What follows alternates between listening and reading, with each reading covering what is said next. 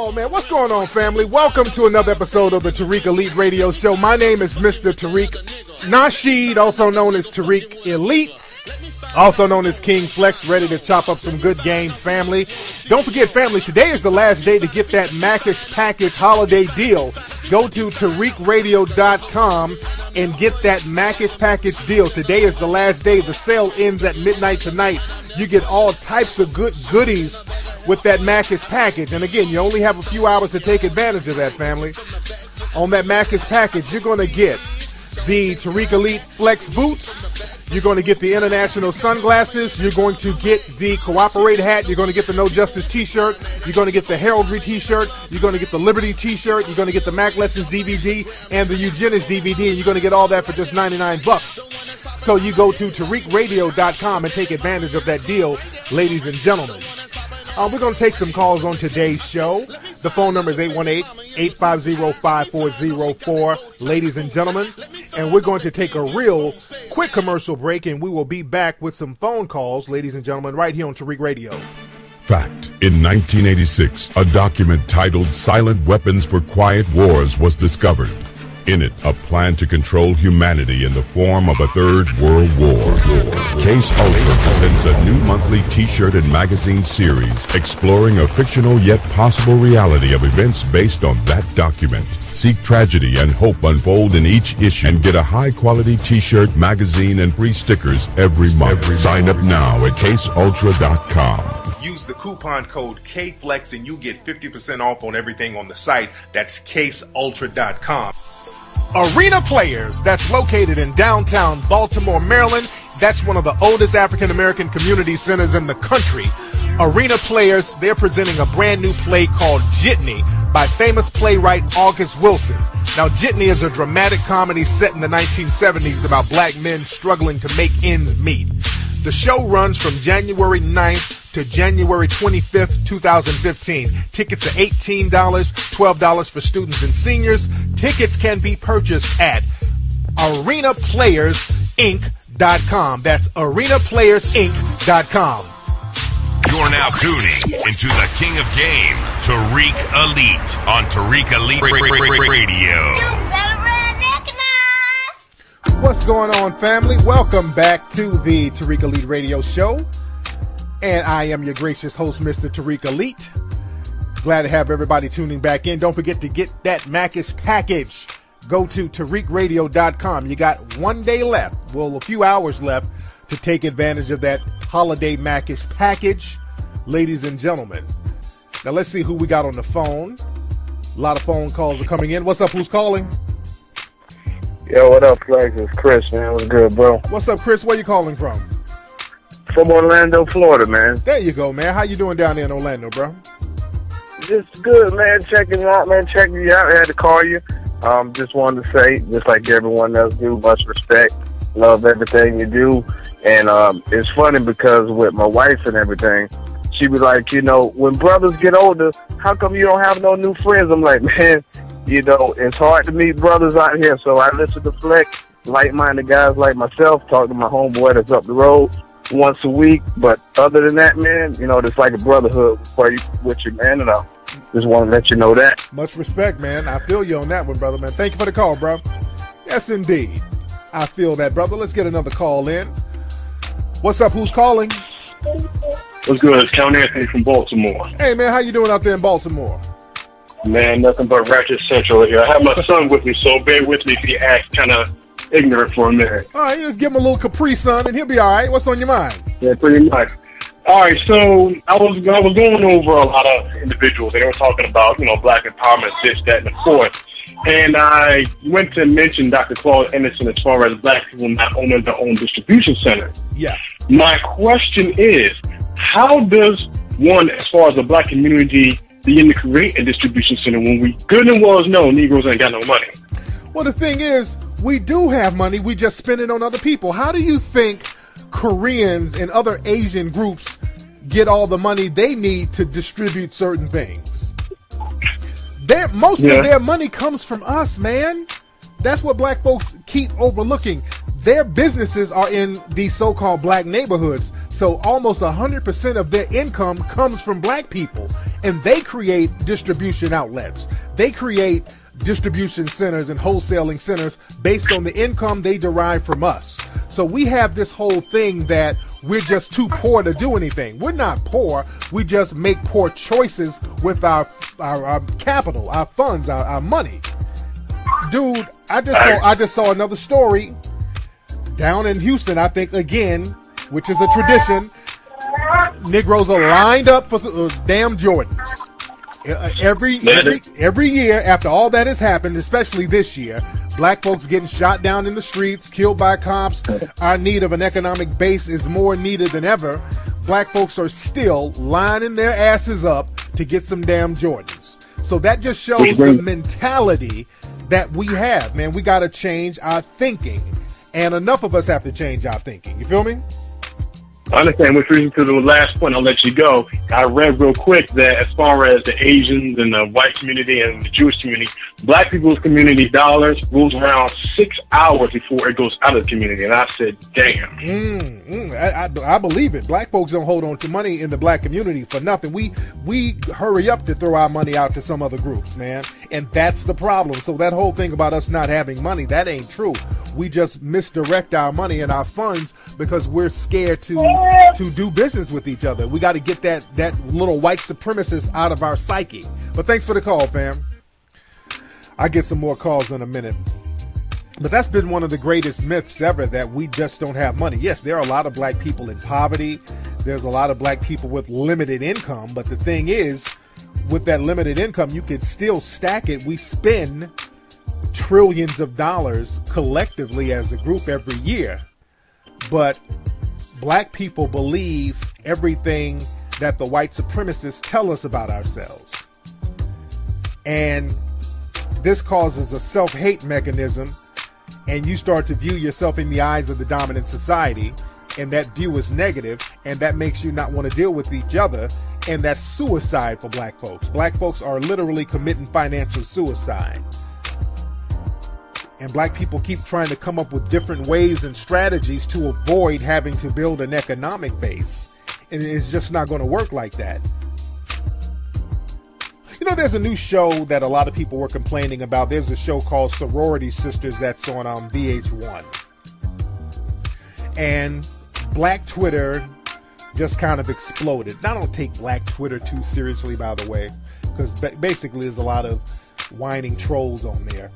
But a lot of black people were upset with this whole Sorority Sisters show, because basically the show portrayed these black sorority females as ratchet and materialistic.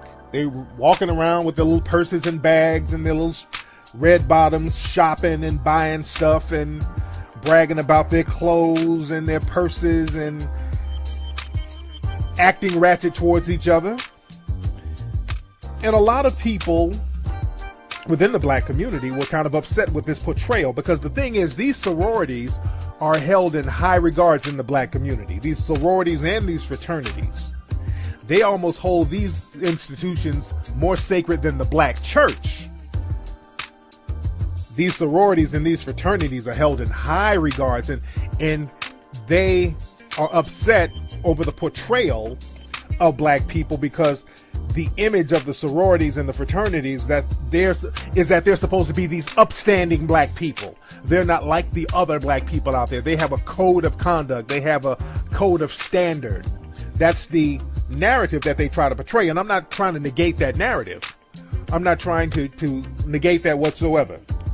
Because there are many black men and women in fraternities and sororities that are upscale and upstanding citizens. But the reality is, you do have some damn ratchets in many of these sororities. And that's a dirty little secret. And the people in the sororities, they know that. This has kind of been an open secret. We know that some of these sorority girls have been turned out while they were pledging. Some of these sorority girls that had trains ran all on them. They had to suck all types of dick.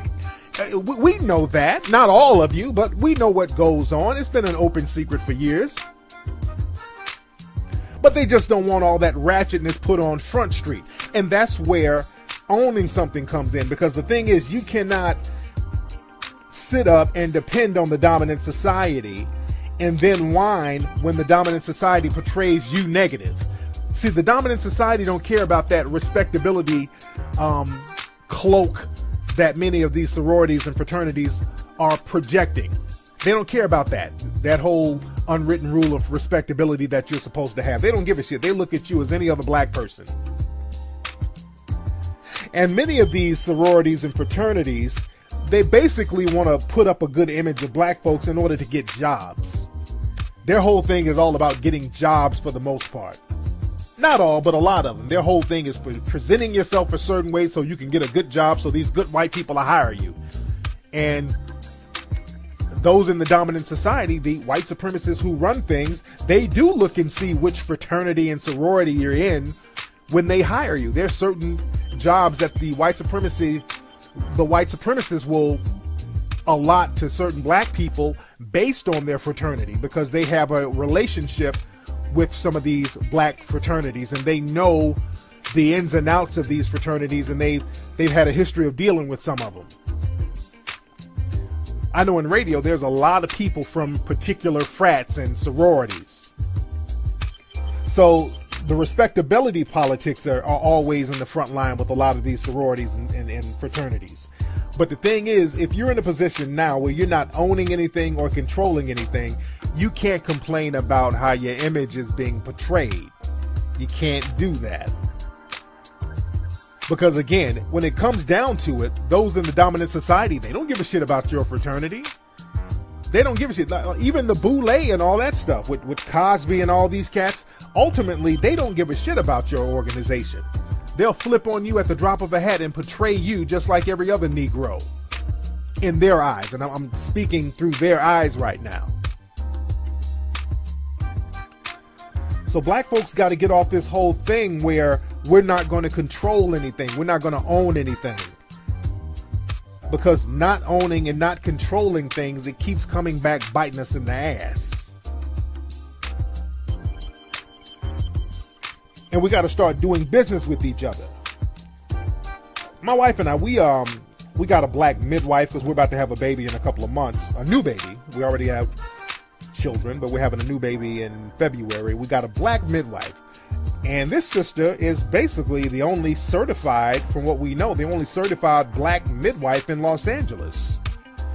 Now, granted, a lot of times when black people try to go into business for themselves and create job opportunities for themselves, sometimes the white supremacists will make it more difficult for black people. This is why black people should stop trying to negate the fact that white supremacy exists. Because I see that a lot too. A lot of black people will try to pretend that white supremacy doesn't exist or to not talk about white supremacy. I hear this narrative a lot from black folks because a lot of times black people are again trying to impress white people and not offend white people so they can get jobs. So they do not like to talk about the existence of white supremacy. But white supremacy is a real phenomenon, and what you do as a black person, acknowledge the presence of it, and then you not fall for the traps that white supremacy sets for you. Because white supremacy sets up traps for you to fall in if you're a black person. So the key to the game is to avoid those traps and those pitfalls and hustle around white supremacy as best as you can. But as far as the midwife thing, we were going to get a midwife anyway, and we were looking for black folks. And we did it right on time because I talked about this on Ustream. We had a medical facility we were going to first. That was a white-owned one that's close to our house. And a few weeks ago, when we were transferring all of the medical documents over to our new midwife, because my wife decided she wants to have the baby at home, and we were going to get a midwife, and we needed to get all the medical documents from all the medical checkups so we can give to the midwife to let her know what's going on. My wife noticed something that one of the white staff members at the hospital or the doctor's office, not a hospital, but the doctor's office, they wrote something down on the documents. For race, they listed my wife as Negro. They literally had the words Negro written down. And I talked about this on Ustream, and I posted the actual document on my Twitter page, not my Twitter, but my Facebook page and my Instagram page. And there was a lively discussion about it. For race, they put the word Negro. We were like, who in the hell did that? So, we called the doctor's office, and, they were, we gotta find out who did it, blah, blah, blah, blah, blah. Now, we know nothing is going to happen. My wife talked to the doctor's office today. They called today, and they were apologizing, and they said, well, we had a meeting with the staff, and we had to let them know what terms to use and what terms not to use, and we had to teach them about using updated terms, and they gave us this bullshit jive ass pitch. And basically, they're not going to do anything about it. They're not going to do anything. My wife said, are y'all going to fire somebody or suspend somebody? And they were like, well, we're just going to have another meeting. And, again, the old rule is white people don't get fired. They just get transferred. So they're not going to fire anybody. They're not going to reprimand anybody, because that's the mindset of that facility. For one of those employees to put that down, they were being slick when they were doing it. They were being slick, and they were trying to be a little low-key white supremacist. And this just goes to show how important it is for us to start doing business with our own, again, because you never know who the white supremacists are. And like I was saying earlier, a lot of times black people, when you try to create your own businesses, your own facilities, sometimes the white supremacists will throw up a lot of obstacles for you. We know, for example, this sister who's our midwife, again, she's the only black one in Los Angeles. For black people to start midwife businesses, they make black people jump through all types of hoops to get licenses and to get certified. They make you jump through a whole bunch of hoops and a lot of red tape to deter you from doing that. I know of one case over in Oregon, there was a sister who wanted to get a natural hair shop. She wanted to get a natural hair salon. I think it was in Oregon. Somebody hit me up with this. And they tried to make this sister go through all types of red tape and certification processes. She had to pay extra money to do natural hair in order to get a license. They do all types of things to deter you from starting businesses, but don't let that deter you. Sometimes you got to hustle a little harder, but when you get everything you need to get in order, you can be independent and you don't have to depend on the dominant society. But we must acknowledge that sometimes the white supremacists, they do put obstacles in front of us to deter us from doing what we need to do. But that's not going to cause you to stop. You hustle around that. Let me get another call here. What's up? Who's calling? Hello. What's up? Who's this? Hey, man, what's good, Flex? What's up? Who's this? Who is this? Nah, this Paul from D.C., man. How you doing, Paul from D.C.? I'm good, man. I'm about to start school, spring semester at Howard University, man. I'm actually surprised I got through. There you go. What's on your mind? Not much. Hey, I've been trying to ask you, how do you not let people's energy rub off on you? Because, like, a few years ago, I used to hang out with my players, my homeboys, and I used to be up on my game. But recently, I've been hanging out with some younger cats, and it's kind of make my game kind of delinquish a little bit. So now I'm just kind of talking to younger girls, and I'm not getting the type of vibe I used to get. So, like, how can I get back on my game, and do what I used to do back in the day, so to speak? Because I'm only 21. Oh, you're 21, so you're talking to younger girls. Now, if they're younger than 21, how old are you talking? Like 18. Basically, I vibe better with girls that are older than me.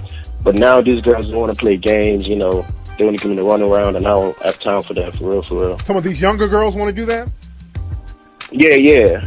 Well, the thing is, dude, you're 21, man, and what you're doing now, man, you're hustling backwards. And a lot of dudes start hustling backwards when they feel like they can't move forward with their game. When they feel a deficiency in their game, dudes start regressing back into shit that's comfortable for them. And that's what you can't do, brother. When you start getting adversity, you can't start going back into that old high school comfort zone, because now you've outgrown that. And it's frustrating you because now you got to deal with little high school bullshit from these young girls. You're a grown-ass man now, so you need to charge them to the game if that's what they're doing. They're playing high school games with you. And I'm not saying that all 18 and 19-year-old girls are high schoolish, because there's some 18, 19-year-old girls that are more mature than 28, 29-year-old people. So it's just the mentality. Right. It's the mentality. But it sounds like you're falling back into the same circle as those girls. You understand? And that's the problem. See, if you were dealing with them on your level, you could upgrade their mentality. You dig? But you're dealing with, feel me on this. I want you to follow me. You're dealing with them on their level. You're fucking around in their circles. You're hanging around high school niggas and high school chicks. So now they're dealing with you as a high school nigga instead of them dealing with you as a grown-ass man. You're bringing them into your grown man world where you can lace them with game and upgrade them. You see what I'm saying?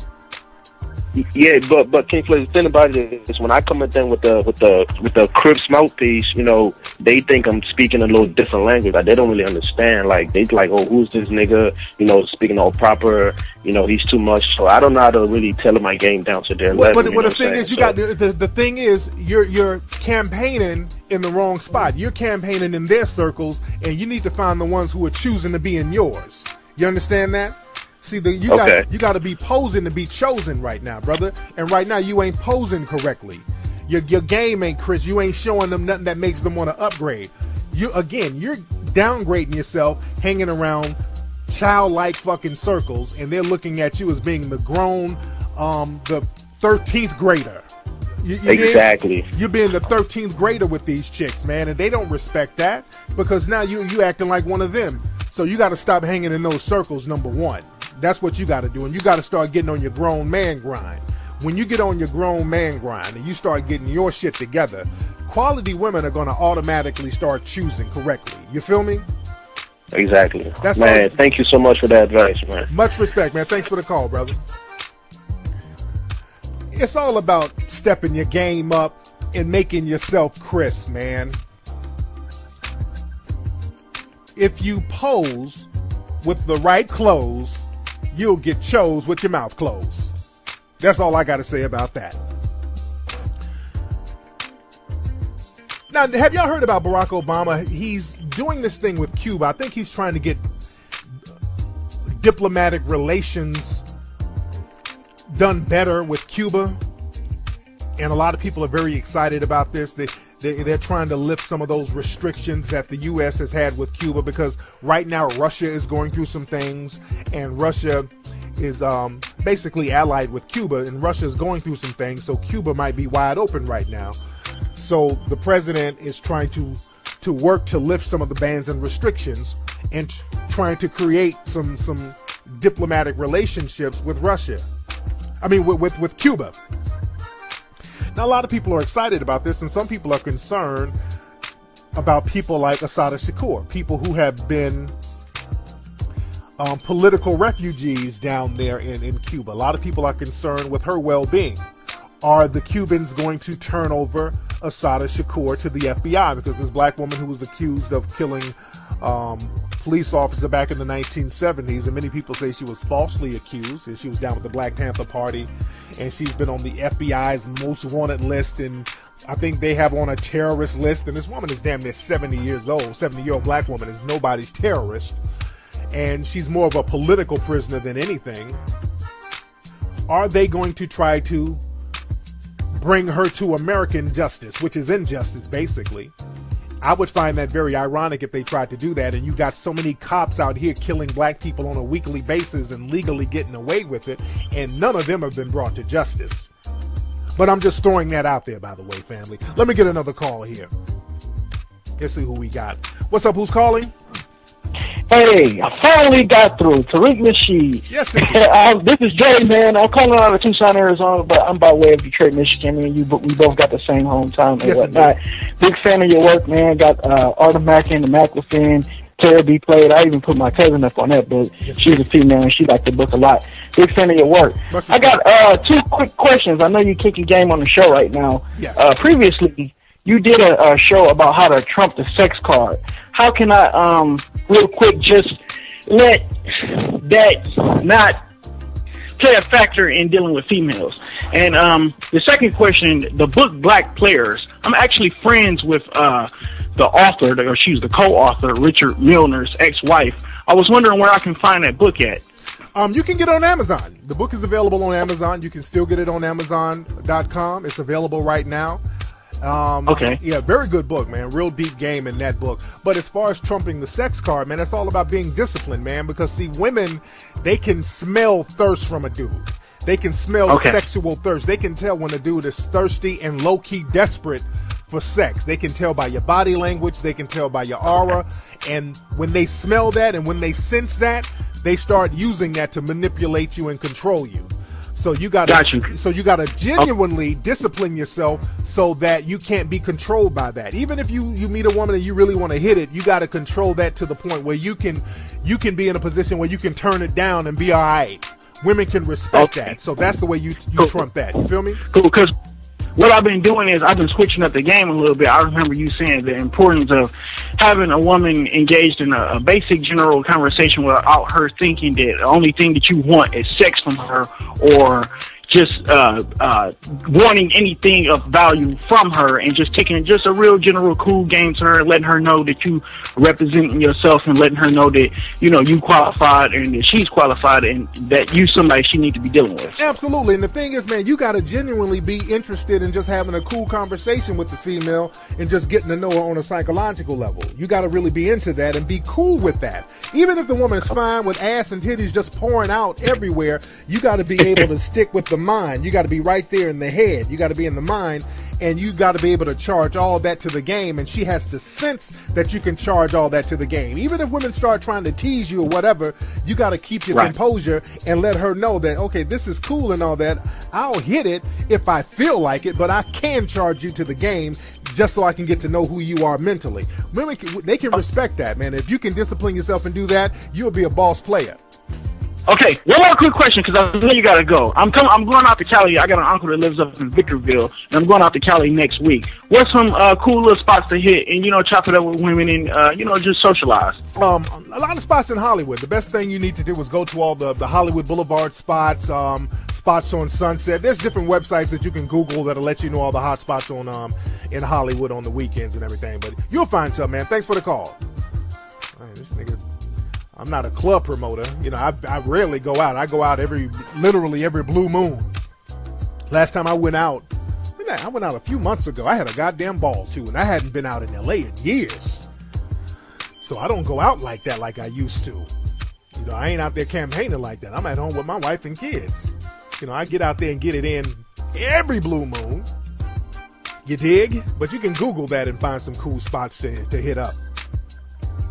But let me build on what I was saying earlier about how black people kind of regress back into this whole passive stage when you don't progress. When you don't progress, you start to regress. And collectively, black people, we've regressed back into the slave mentality for the most part. And a lot of black people, when you start talking about empowerment, a lot of black people are more concerned with basically getting approval from the dominant society. A lot of black people are just more concerned with getting approval from the dominant society. They're not concerned with building no wealth. They're not concerned with building no economy. They're not concerned with empowering themselves economically. They give you every excuse in the book to get out of empowering themselves economically. And that's a problem. There's a story that I saw on Facebook, and we posted this on the Melanoid Nation website. This story is about the lady who the movie The Blind Side was made about. The movie The Blind Side was made about a lady named Leanne.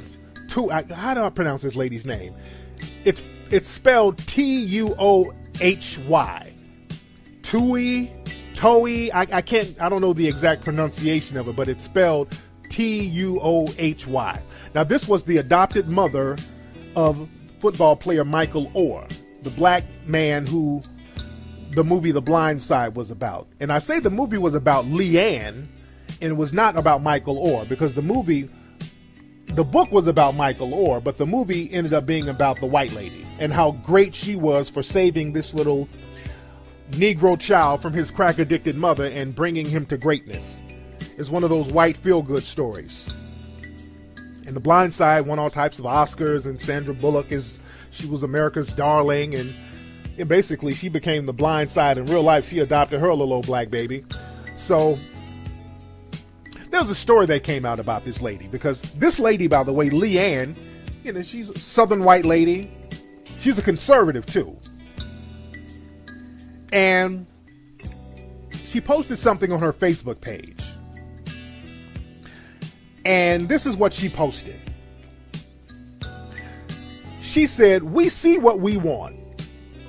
It's the gospel truth. These two black boys were huddled over in a corner, nose to nose, and the person with me said, I bet they're up to no good." Let me pause for a minute. Now, on this Facebook post she made, there's a picture of her with these two black teenagers. She's smiling and they're taking a picture next to her. Let me go on and read this. Now, she said, "Well, you know me, I walked over and I told them to scoot over. After 10 seconds of dead silence, I said, 'What's happening at this table?' I get nothing. Then I explained that it was my store and they should spill it. They showed me their phones where they were texting friends trying to scrape up $3 each for the high school basketball game. Well, they left with smiles and money for popcorn and bus fare. See, we all have to stop judging people and assuming and pigeonholing people. Don't judge a book by its cover, or however you like to express that sentiment. Accept others and stop seeing what you want to see." And when she put this post up, the whole post went viral. Thousands of black and white people, mostly white people, suspected white supremacists, were praising her. "Oh, God bless you, Leanne. You're such a sweet lady. You're so great. You're so wonderful. You're so kind-hearted." And the Sambo-ass black people co-signing this too. "Oh, God bless you, Miss Luann. Oh, God, we wish more people were like you, Miss Luann." Now, there were a lot of people who criticized this post, as they should have. A lot of people did criticize this post, but I was shocked by the number of black people who were co-signing it. And when we put it up on the melanoidnation.org website and we put it on my Facebook page, there were a few black people saying, "Well, come on, man, there's nothing wrong with that. She seems like she's kind-hearted." In situations like this form of white supremacy is very dangerous. It's dangerous because it manipulates black people. Black people don't understand this type of white supremacy. And this was white supremacy all day. And what makes it dangerous is that this kind of white supremacy comes with a bow and a pretty ribbon wrapped around it. And that deceives a lot of black people. See, black people think that white supremacy is just white people or white supremacists shooting you, killing you, locking you up, cursing you out, calling you nigger, just dragging you in a very mean way all the time. And that's not how white supremacy works. That's one aspect of white supremacy, but sometimes white supremacy can come to you with a smile, because white supremacy is a system. I say this in most of my lectures. White supremacy is a system. And black people get confused about white supremacy being how a person treats you individually. As long as the system of inequality is intact, the white supremacists have no problem treating you on an individual basis pretty nice sometimes. They can smile. They can grin in your face, as long as you know your place within the system of white supremacy. And this post by this woman, Leanne, is indicative of that. Now, first of all, let's look at how this thing went down. She saw these two black teens. She's trying to school her friend about racism because now she's supposed to be an expert on the Negroes now that she adopted a pet nigger. And I did a show about pet niggers. Go back and listen to that on the Old Mac Lessons Radio website. Because just because somebody adopts a black person, you don't get to play that. Well, I'm not racist. I have a pet Negro that I've adopted. I'm not racist. I went to Ethiopia and I've adopted a black person. We've seen what happens to a lot of black kids who are adopted by these low-key undercover white supremacists. There's all types of shit that goes on. And we talked about that in the Hidden Colors movies. We talked about that in depth in the Hidden Colors movies. In Hidden Colors Part 3, as a matter of fact, we went real deep about that. I was just doing a radio interview for a station in Detroit earlier today talking about that. Organ harvesting and just all that stuff. Because, see, black people get confused. You see a person in the dominant society adopting a black person, and you're like, oh, that's just like different strokes. I would like to be adopted by a white person, because that's that plantation mentality. You want to be back somewhere where there's a white person taking care of you, that white mommy and daddy nonsense. But let's look at what this Miss Leanne lady said to these black teens. Now, first of all, these black teens were just sitting there minding their business. They weren't doing anything wrong. They just minding their business. But she walked over to them and told them to scoot over. So now you're invading their space. That goes back to that whole Jim Crow shit. That thing where the white supremacists had the right to impose on black people's personal space. Black people had to cross the street when a white person came by. Black folks had to get up out their seat and let a white person have it on a bus. That's that Jim Crow Rosa Parks shit. Yeah, I'm going there because that's exactly what it is. That's exactly what it is. In the 1940s, 50s, 60s, 20s, when the white supremacists stepped to black people like that, the white supremacists were backed up by laws that would enforce the black people to get up off the bus and get up out their seats and scoot over. They were enforced legally. And they are now. Same as now. Nothing has changed. When that white lady got to those young men and said, hey, scoot over, what could they have done? And this white lady is coming at them aggressively and accusatory. She has this accusatory vibe to these young men. And also, this is what she said. She said, she demanded, what's happening at this table? So these two young men are sitting here minding their own business, having a personal conversation with each other at this, I guess this is her restaurant. I don't know what it is. I don't know what kind of establishment it is. It looks like it's some kind of restaurant or something, or eating place. But they're just sitting there minding their business, having a conversation. Some random white person comes up and says, hey, scoot over. What's happening at this table? That's that whole shit. That's like asking a slave for his freedom papers. What you doing out here, nigga? Show me your business. That's part of that white supremacist culture where black people have to explain their existence based on the white person's stereotypes. Based on the stereotypes that the white supremacists had. We're forced to explain our existence and our presence. That's white supremacy all day. And then she said, she told these black teens when they were quiet because they were probably scared shitless with this aggressive white woman sitting next to him who they knew was going to call the cops on him, or probably already called the cops on him. She's telling them to spill it because they're quiet. They don't know what to say. And what do you say? Spill what? We're not doing anything. So she's like, y'all better spill it. Like they're in an interrogation room or something.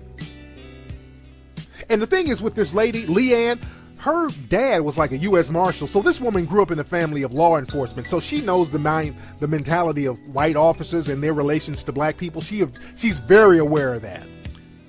She's very aware of that. All that kind-hearted Southern Belle bullshit. She's very well aware of her privilege as a white person and how she can get on that phone and anything she says about those black people will be believed. As we've seen in this country repeatedly, where black people have been murdered by law enforcement based on the false accusations of a white supremacist or a suspected white supremacist. These boys, on a subconscious level, had to know that. So now that she's interrogated these young men, and they basically said, you know, we just talking to our friends, and you know, we trying to go to a game. Now she wants to clean it up by giving them some bus fare and some money for food, which is the equivalent of giving you some butter biscuits. Here, nigga, here's some butter biscuits for your inconvenience. See how nice I am as a white person? See? Can't you all be like me and we all just get along and see past race? You see how fake and disingenuous that is? That ain't nothing but straight up and down hardcore white supremacy. Now that the Negroes have checked out in her eyes, now everybody let's get together and sing Kumbaya. Here's a couple of dollars for your worries. See how good I am? And there's black people who are so coonish and desperate for white supremacy approval, they don't see the racism in that, the inherent racism in that. And to me, that's very dangerous. That's more dangerous than somebody just yelling out nigga, nigga, nigga, nigga, nigga. Because now this type of racism tricks the hell out of black people, because that person, the Leannes of the world and all these other people, they still have that plantation slave mentality, that plantation slave owner mentality. And black people and other people will say, well, hell, she can't be racist. She adopted a poor little black kid. Dude, Thomas Jefferson had black kids. A lot of slave owners had black kids. They didn't stop slavery. Slave owners laid up with black women and black men. That didn't make them stop slavery. They had black people all in their houses. That didn't stop the institution of slavery. The white supremacists had black maids and black butlers living in their houses after slavery, all up into the 1960s. That didn't stop the system of white supremacy, so we got to get off that whole thing just because a person is being nice to you if they're not practicing white supremacy. And we got to stop regressing with our game. You got to stay on point. We can't keep regressing back into this plantation mentality.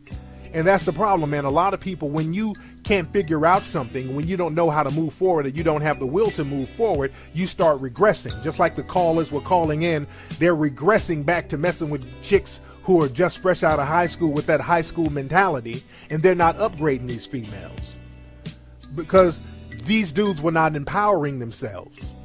When you don't empower yourself, you regress. These dudes were not stepping their game up. They were not building nothing for themselves. So now they're falling back with ratchet ass chicks with an immature mentality.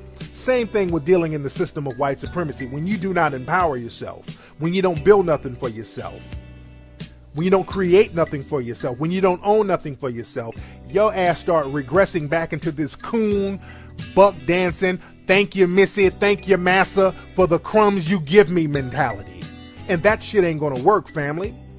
All the buck dancing and ass kissing, that's not saving you from white supremacy. That's making you more vulnerable to white supremacy. So we can't be out here regressing. We got to stand up, move forward, change yourself, change your game, and that's going to create a system of empowerment that will protect you to a certain degree from systematic white supremacy.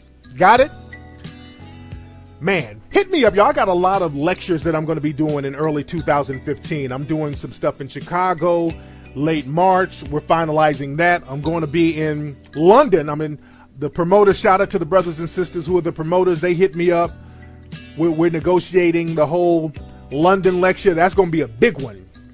That's going to be in March. A lot of people want me to do stuff in February. Now, y'all hit me up so we can schedule that, because, again, my new baby is due in February, the middle of February, so I want to do some stuff before and after that. So y'all need to hit me up at my email is kflex, KFLEX, the number 4, life, LIFE, at yahoo.com. Let's chop up game. Get your money right. Don't hit me up when you're just planning stuff and you're talking about what you might want to do. Hit me up when you are ready to roll, family. I hate when people hit me up window shopping. You ain't got no paper. You just want to email me to chit chat and just kind of talk about what needs to be done to do the election. I don't want to sit up and plan with you. I'm busy. Hit me up when you got shit rolling and you're ready to go, and we can go ahead and do business. We got to start doing business with each other, not just talk about what you're going to do. That's bullshit. Let's do business and handle business and make things pop off. I'm out of here, y'all. I'm going to see you guys this Sunday on Ustream. Don't forget to get the Macus package right now at TariqRadio.com. Holla. Oh, man, what's going on, family? Welcome to another episode of the Tariq Elite Radio Show. My name is Mr. Tariq Nasheed, also known as Tariq Elite, also known as King Flex, ready to chop up some good game, family. Don't forget, family, today is the last day to get that Macus package holiday deal. Go to TariqRadio.com and get that Macus package deal. Today is the last day. The sale ends at midnight tonight. You get all types of good goodies with that Macus package. And again, you only have a few hours to take advantage of that, family. On that Macus package, you're going to get the Tariq Elite Flex boots. You're going to get the international sunglasses. You're going to get the Cooperate hat. You're going to get the No Justice t-shirt. You're going to get the Heraldry t-shirt. You're going to get the Liberty t-shirt. You're going to get the Mac Lessons DVD and the Eugenics DVD. And you're going to get all that for just $99. What's going on, family? Welcome back to the Tariq Elite Radio Show. And I am your gracious host, Mr. Tariq Elite. Glad to have everybody tuning back in. Don't forget to get that Macish package. Go to TariqRadio.com. You got 1 day left, well, a few hours left, to take advantage of that holiday Macish package, ladies and gentlemen. Now, let's see who we got on the phone. A lot of phone calls are coming in. What's up? Who's calling? Yo, what up, Flex? It's Chris, man. What's good, bro? What's up, Chris? Where you calling from? From Orlando, Florida, man. There you go, man. How you doing down there in Orlando, bro? Just good, man. Checking you out, man. Checking you out. I had to call you. Just wanted to say, just like everyone else do, much respect. Love everything you do. And it's funny because with my wife and everything, she was like, Flex, and you get 50% off on everything on the site. That's caseultra.com. Arena Players, that's located in downtown Baltimore, Maryland. That's one of the oldest African-American community centers in the country. Arena Players, they're presenting a brand new play called Jitney by famous playwright August Wilson. Now, Jitney is a dramatic comedy set in the 1970s about black men struggling to make ends meet. The show runs from January 9th to January 25th, 2015. Tickets are $18, $12 for students and seniors. Tickets can be purchased at arenaplayersinc.com. That's arenaplayersinc.com. You're now tuning into the King of Game, Tariq Elite, on Tariq Elite Radio. So you go to TariqRadio.com and take advantage of that deal, ladies and gentlemen. We're going to take some calls on today's show. The phone number is 818-850-5404, ladies and gentlemen. And we're going to take a real quick commercial break, and we will be back with some phone calls, ladies and gentlemen, right here on Tariq Radio. Fact. In 1986, a document titled Silent Weapons for Quiet Wars was discovered. In it, a plan to control humanity in the form of a third world war. Case Ultra presents a new monthly t-shirt and magazine series exploring a fictional yet possible reality of events based on that document. See tragedy and hope unfold in each issue and get a high-quality t-shirt, magazine, and free stickers every month. Sign up now at caseultra.com. Use the coupon code K. When brothers get older, how come you don't have no new friends? I'm like, man, it's hard to meet brothers out here. So I listen to Flex, like-minded guys like myself, talk to my homeboy that's up the road once a week. But other than that, man, it's like a brotherhood with you, man. And I just want to let you know that. Much respect, man. I feel you on that one, brother, man. Thank you for the call, bro. Yes, indeed. I feel that, brother. Let's get another call in. What's up? Who's calling? What's good? It's Count Anthony from Baltimore. Hey, man, how you doing out there in Baltimore? Man, nothing but Ratchet Central here. I have my son with me, so bear with me if he acts kind of ignorant for a minute. All right, you just give him a little Capri Sun, and he'll be all right. What's on your mind? Yeah, pretty much. All right, so I was going over a lot of individuals. They were talking about, black empowerment, this, that, and the fourth. And I went to mention